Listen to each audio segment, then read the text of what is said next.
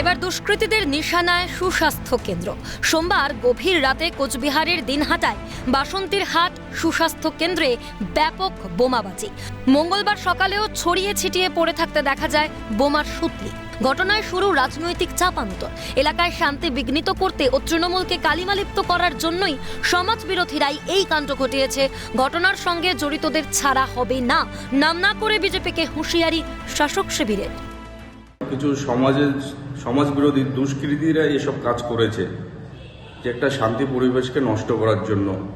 সঙ্গে সঙ্গে আমাদের কিছু দলের জন্য বদনাম হয়, এই ধরনের একটা ভিতরে পরিকল্পনা করে ওনারা এই ধরনের কাজ করেছে।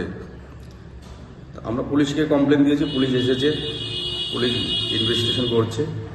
আমরা পুলিশের সহযোগিতা করব, তাতে যেই কেউ না হোক ছেড়ে কথা বলবো না। খবর পেয়ে মঙ্গলবার সকালে ঘটনাস্থল পরিদর্শনে যায় দিনহাটা থানার পুলিশ। তৃণমূলের গোষ্ঠী কোন দলের ফল? বিজেপি বোমা বন্দুকের রাজনীতিতে বিশ্বাসী নয়, তৃণমূলকে নিশানা করে পাল্টা দিয়েছে বিজেপিও।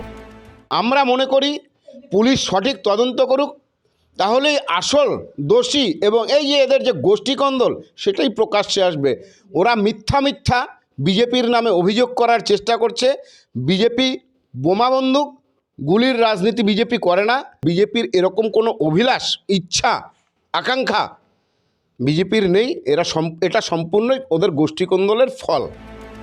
বোমাবাজির ঘটনায় সুস্বাস্থ্য কেন্দ্রের প্রতীক্ষালয়ের সামান্য ক্ষয়ক্ষতি হয়, তবে সেই সময় চিকিৎসা করতে আসা রোগী ও রোগীর আত্মীয় পরিজনরা কেউ সুস্বাস্থ্য কেন্দ্রে না থাকায় বড়সড় বিপদের হাত থেকে রক্ষা পাওয়া গেলেও পিছু ছাড়ছে না আতঙ্ক।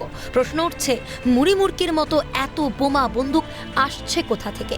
মালদায় তৃণমূল নেতা খুনের রেশ কাটতে না কাটতেই সোমবার বল ভেবে খেলতে গিয়ে বোমা ফেটে জখম হয় 2 শিশু।